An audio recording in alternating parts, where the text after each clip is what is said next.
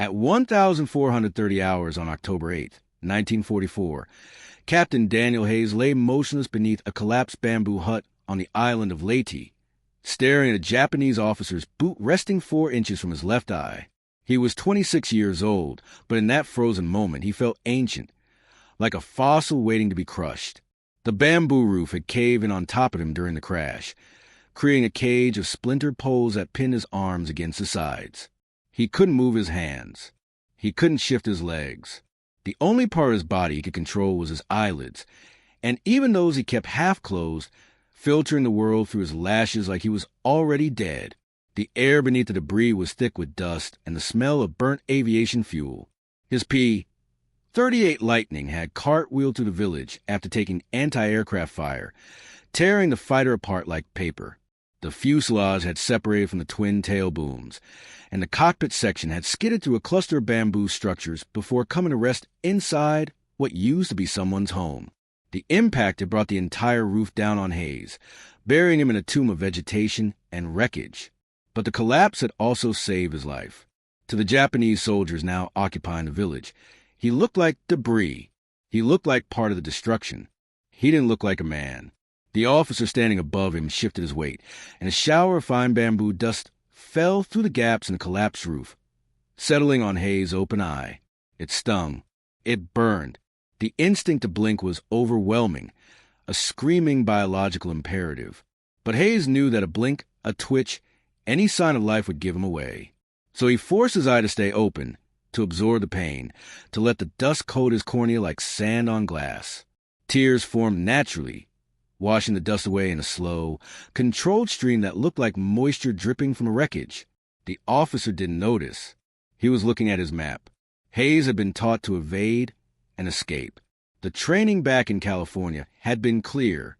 If you go down behind enemy lines, you assess the situation. You find cover. You move at night. You head for the coast. You signal friendly forces. The instructors had drilled it into the pilots with military precision. Mobility equals survival. A moving target is harder to catch than a stationary one. They had taught him how to navigate by the stars, how to purify water, how to build a signal fire. They had taught him everything except how to survive when you physically cannot move. The crash had happened fast. Hayes had been flying top cover for a bomber formation hitting Japanese supply dumps near Tacloban. The sky had been crowded with aircraft, a swirling dogfight of friendlies and Zeros. He had dropped down to strafe a column of trucks when the flak battery opened up. The first burst missed. The second burst didn't. A 40-millimeter shell hit his starboard engine, detonating inside the nacelle. The engine disintegrated. The propeller tore free and tumbled away like a toy. The Lightning lurched violently to the right, out of control. Hayes fought the controls, trying to level the aircraft, but the hydraulics were gone. The stick was dead in his hands. The plane rolled inverted and began to spin. He was too low to bail out. The altimeter read 800 feet and unwinding fast. He made a split-second decision. He cut the remaining engine, trying to turn the spinning fighter into a glider. It didn't glide. It fell. The P-38 hit the village at a shallow angle, skipping across the ground like a stone on water. The impact ripped off the wings. The cockpit separated from the fuselage and slid through the bamboo structures, plowing through walls and supports. Hayes was thrown forward against his harness, the straps cutting into his shoulders like knives. His helmet cracked against the gun sight, stunning him. The world became a blur of noise and violence. Then everything stopped. When Hayes regained consciousness, he was lying on his back inside the wreckage. The canopy was gone, torn away during the crash. Above him, the bamboo roof had collapsed inward, creating a lattice of poles and palm fronds that covered him like a net. His arms were pinned beneath the debris, trapped against his torso. He tried to move his right hand. It wouldn't budge. A heavy bamboo beam was lying across his forearm, holding it down. He tried to shift his legs. They were locked in place, wedged beneath the crumpled instrument panel. Panic hit him like a wave. He was trapped. He pulled against the debris, trying to force his way free. The bamboo creaked but didn't give. He pulled harder, thrashing his shoulders. A sharp pain shot through his ribs. Something was broken. He stopped struggling, gasping for air. That's when he heard the voices. They were close, right outside the wreckage. Japanese soldiers, talking in quick, clipped sentences. Hayes froze. He listened. He could hear boots crunching on debris. He could hear the metallic click of rifle bolts being worked. They were searching the crash site. They were looking for the pilot. Hayes forced himself to think. He assessed the situation with cold, mechanical precision. He was trapped inside a collapsed structure. He couldn't move. He couldn't run. If the soldiers found him alive, they would either execute him on the spot or drag him to a prison camp, where he would be tortured for intelligence. Neither option was acceptable. He needed to disappear. He needed to become invisible. He looked at the debris covering him. The bamboo poles were charred and splintered. They looked like part crash. The palm fronds were brown and brittle, scorched by the burning fuel. He was lying in a shadow beneath the collapsed roof, partially obscured by the wreckage. If he stayed absolutely still, if he controlled his breathing, if he looked dead, they might walk right past him. It was a desperate gamble, but it was the only card he had left to play. The first soldier appeared at the edge of the wreckage. Hayes could see him through a gap in the bamboo. The man was young, maybe 19, with a rifle slung over his shoulder. He poked at the debris with the muzzle of his gun, lifting a piece of torn aluminum. He called out to his comrades. 2 more soldiers appeared. They began pulling at the wreckage, searching for anything valuable, weapons, equipment, a body. Hayes lay beneath the bamboo, watching them work. They were 6 feet away, then 4 feet. One of them grabbed a pole that was resting on Hayes' chest and pulled it aside. The soldier leaned down, peering into the shadows. He was looking directly at Hayes. His eyes scanned the wreckage, moving over Hayes' flight suit, over his face, over the blood on his forehead. But he didn't see a man. He saw wreckage. He saw a corpse, maybe, or just another piece of the destroyed village. The soldier grunted, satisfied, and moved on. Hayes didn't exhale. He didn't allow himself the luxury of relief. He knew this was just the beginning. The village wasn't abandoned. It was occupied. The Japanese had turned it into a forward staging area. If he was going to survive, he was going to have to lie here, trapped and motionless, for as long as it took for them to leave. The sun climbed higher, turning the bamboo cage into an oven. The tropical heat was suffocating. Hayes' flight suit was soaked with sweat. The moisture pooled beneath him, mixing with the blood from his head wound. Flies began to arrive, drawn by the smell. They landed on his face, crawling across his lips, exploring the dry blood on his forehead. Hayes let them. He kept his breathing slow and shallow, his mouth slightly open, mimicking the slackness of death. By mid-afternoon, the village had become a hub of activity. Hayes could hear trucks pulling in, engines idling, gears grinding. He could hear soldiers shouting orders, the clatter of equipment being unloaded. He could hear the rhythmic sound of hammering as structures were being repaired. The Japanese were setting up camp right on top of him. An officer appeared, the one whose boot would later rest inches from Hayes' eye. He was a captain, judging by the insignia on his collar. He walked through the wreckage, surveying the damage. He stopped near Hayes' position, studying the destroyed P-38. He pulled out a notebook and began writing, documenting the crash. Hayes watched him through the lattice of bamboo. The officer was meticulous, sketching the layout of the debris, noting the tail numbers that were still visible on a piece of the fuselage. The captain knelt down near the wreckage, setting his satchel on the ground. His face was close now, just a few feet from Hayes. He lit a cigarette, the match flaring bright in the shadows. He took a long drag, exhaling a plume of smoke that drifted through the gaps in the bamboo and into Hayes' hiding place. The smoke stung Hayes' eyes, but he didn't blink. He stared past the officer, focusing on nothing, letting his vision go soft and distant. The captain finished his cigarette and stood. He stepped forward, placing his boot on a piece of bamboo that was resting directly over Hayes' face. The weight of the officer pressed the pole down, and it shifted, settling against Hayes' cheekbone. The pressure was intense, a grinding pain that felt like his skull was being compressed. Hayes absorbed it. He let the pain wash over him, let it become background noise. He was beyond pain now. He was beyond fear. He was a piece of the wreckage. The officer stepped away, and the pressure released.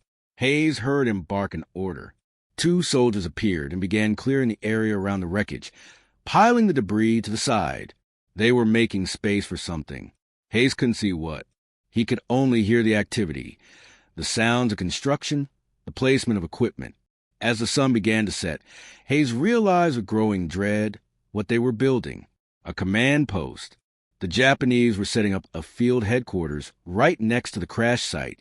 He could hear the generator being started, the low rumble of the engine. He could hear voices inside a nearby structure, officers discussing troop movements and supply lines. He was lying in the center of enemy operations, trapped beneath wreckage, unable to move. Night brought a different kind of terror. The village went dark except for a few oil lamps glowing inside the headquarters structure. The temperature dropped, and Hayes began to shiver. The wet flight suit clung to his skin, leaching the heat from his body. His muscles started to cramp. The lack of movement was causing his joints to stiffen. His left shoulder began to ache, a deep, throbbing pain that radiated down his arm. He tried to shift his weight just a fraction of an inch to relieve the pressure. He couldn't. The bamboo held him locked in place. The pain intensified. It became a burning knot of agony that consumed his entire focus. He wanted to scream. He wanted to tear himself free. But he knew that any movement would be fatal. So he endured it. He channeled the pain, using it to keep himself alert, to keep himself from drifting into unconsciousness. Around midnight, a rat appeared. It emerged from the shadows, scuttling across the debris. It stopped near Hayes' head, its whiskers twitching. It could smell the blood. It could smell the food. Hayes watched it through half-closed eyes. The rat moved closer, emboldened by the stillness. It climbed onto Hayes' chest, its tiny claws pricking to the fabric of his flight suit. It sniffed at his face, its nose brushing against his chin. Hayes didn't move. He let the rat explore. It crawled up to his neck, then down to his arm. It was looking for a way into the wreckage, looking for shelter. Hayes felt its tail brush against his ear. The sensation was maddening, a tickling irritation that demanded response. But Hayes remained frozen. The rat lost interest and scurried away into the darkness. The second day began with the sound of engines. More trucks arrived, bringing supplies and reinforcements. The village was becoming a major staging point.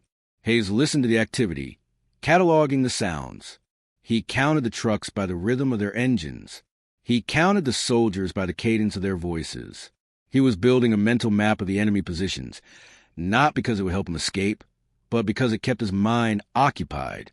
It kept him from thinking about the pain, the hunger, the suffocating fear that he would die here, pinned beneath bamboo, never to be found.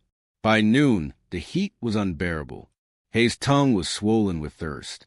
He hadn't had water in over 24 hours. His lips were cracked and bleeding. He could feel his pulse pounding in his temples, a slow, heavy rhythm that matched the throb in his shoulder. Dehydration was setting in. If he didn't get water soon, his body would begin to shut down. Then it rained.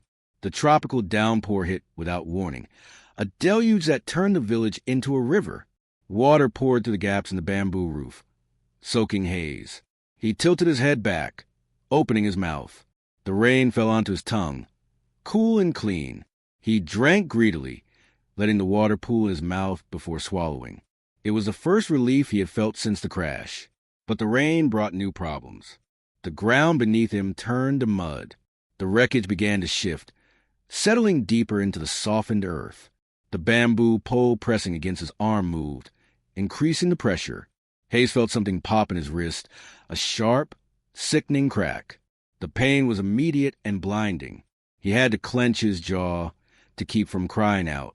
He tasted blood where he bit his tongue. The rain stopped after an hour, leaving the air thick with humidity. Steam rose from the wet bamboo. The village smelled like wet earth and mildew. Hayes lay in the mud, his broken wrist screaming at him, trying to calculate how much longer he could endure this. He had been trapped for 36 hours. He needed at least another day, maybe 2, before the Japanese moved on.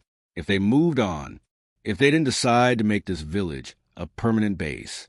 That afternoon, children appeared, local Filipino kids, curious about the crash. They climbed over the wreckage, poking at the torn metal, looking for souvenirs. One of them, a boy about 10 years old, crawled right up to the collapsed bamboo structure. He peered through a gap, his face just inches from Hayes. The boy's eyes went wide. He had seen something. He had seen Hayes' eyes. Hayes stared back at the boy. He didn't move. He didn't breathe. He silently begged the child to stay quiet. The boy's mouth opened, and for a terrible moment, Hayes thought he was going to scream, going to call for the soldiers. But the boy didn't scream. He looked at Hayes for a long moment, studying the muddy, blood-streaked face. Then he put a finger to his lips in a gesture of silence. He backed away slowly, never taking his eyes off Hayes. He called to his friends, telling them there was nothing interesting here, just wreckage. They moved on. Hayes felt a wave of emotion so intense it threatened to break him. A child, a stranger, had just saved his life. The boy had understood. He had seen the trapped American pilot and made the choice to protect him. Hayes would never know the boy's name. He would never be able to thank him. But in that moment, lying in the mud, Hayes understood that he wasn't entirely alone. The third day was the worst. Hayes' body was shutting down. The broken wrist had swollen to twice its normal size. His ribs, which he now knew for certain were fractured, made every breath agony. The lack of food had left him weak and dizzy. He was hallucinating, seeing shapes in the shadows, hearing voices that weren't there. Around mid-morning, a Japanese patrol stopped to rest near the wreckage. They sat in a circle, eating their rations. One of them tossed a rice ball toward the debris. It landed on the bamboo roof above Hayes, then rolled down and fell through a gap, landing on his chest. The smell was intoxicating. Hayes stared at the rice ball, his stomach cramping with hunger. It was right there, resting on his chest. He couldn't reach it. He couldn't move his hands. All he could do was smell it, feel the weight of it, and endure the torture of being so close to food he couldn't eat. The soldier who had thrown it laughed, making a joke to his friends. They finished their meal and moved on, leaving the rice ball behind. It sat there for hours, slowly disintegrating in the humidity. Hayes watched it fall apart, piece by piece, until it was just a smear of mush on his flight suit. As the sun began to set on the third day, the activity in the village changed. Trucks were being loaded. Equipment was being packed. The Japanese were preparing to move. Hayes listened with desperate hope. If they left, if they abandoned the village, he might have a chance. He might be able to free himself, to crawl to safety. The generators were shut down. The lamps were extinguished. The soldiers formed up in columns and began to march out. Hayes listened to the sound of boots fading into the distance. He waited. He counted the minutes. An hour passed. Then, too, the village was silent. Hayes tried to move. His muscles didn't respond. He had been motionless for 72 hours. His body had atrophied. He tried to wiggle his fingers. Nothing. He tried to flex his legs. Nothing. Panic surged through him. He had survived the crash. He had survived the Japanese. But now his own body was betraying him. He focused on his right hand, the one with a broken wrist. He concentrated every ounce of mental energy on moving a single finger. He visualized the nerve impulses traveling from his brain to his hand. He willed the finger to move. After what felt like an eternity, it twitched. Just a tiny movement, but it was something. He worked on that finger for another hour, slowly regaining control. Then the next finger, then his thumb. The pain in his wrist was excruciating, but he pushed through it. When he finally had enough movement in his hand, he began to claw at the bamboo pole pinning his arm. He scraped at it, pushing it fraction by fraction. His broken wrist screamed at him, but he didn't stop. After 3 hours of agonizing work, he freed his right arm. With his arm free, he could push against the debris. He used his good hand to lift the bamboo poles, shifting them one at a time. He freed his left arm, then his torso, finally his legs. When Hayes pulled himself out of the wreckage, he collapsed onto the muddy ground, gasping. He tried to stand. His legs buckled. He had been horizontal for so long that his cardiovascular system had forgotten how to pump blood vertically. He vomited from the dizziness, his empty stomach heaving. He forced himself to crawl. He dragged his body across the village, toward the tree line. It took him 2 hours to cover 100 yards. When he reached the jungle, he looked back at the wreckage. In the moonlight, the collapsed bamboo structure looked exactly like what it was, a grave that hadn't quite closed. Hayes was found the next morning by Filipino guerrillas. They carried him to a hidden camp and radioed for American forces.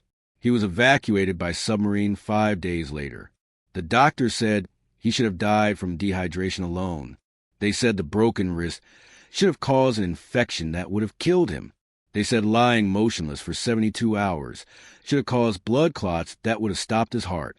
But Hayes didn't die. He survived because he understood one fundamental truth. Sometimes the only way to fight is to not fight at all. Sometimes survival means surrendering to stillness, to fear, to the absolute terror of waiting while the enemy walks past you. Captain Daniel Hayes never flew again. He was medically discharged in 1945. He moved to Montana, to the wide open spaces where he could see the horizon in every direction. He worked as a fire lookout, sitting alone in a tower, watching the forests. It was the only job he could do. He needed to be able to move. He needed to know that if he wanted to stand up, to walk, to stretch his arms, nothing would stop him. He died in 2003 at the age of 85. When they cleaned out his cabin, they found a piece of bamboo in a glass case on his mantel. It was charred and splintered, a relic from a collapsed roof in a Filipino village. It was a reminder that sometimes the prison that saves you is the one you cannot escape. We tell this story because it challenges everything we believe about action and heroism. We are told that survival requires movement, aggression, fight or flight. But Captain Hayes proved that sometimes survival requires the opposite. It requires absolute stillness. It requires the courage to do nothing while every instinct screams at you to run. So if you ever find yourself trapped, cornered, paralyzed by fear, remember Captain Hayes. Remember the 72 hours beneath the bamboo. Remember that sometimes the bravest thing you can do is stay exactly where you are and wait for the fear to pass. If this story resonated with you, leave a comment. Could you have endured it? Could you have lain motionless while the enemy walked overhead? While rats crawled on your chest? While hunger and pain tore at you? Let us know. These stories matter. These forgotten acts of courage deserve to be remembered. Thank you for listening. Thank you for keeping these memories alive.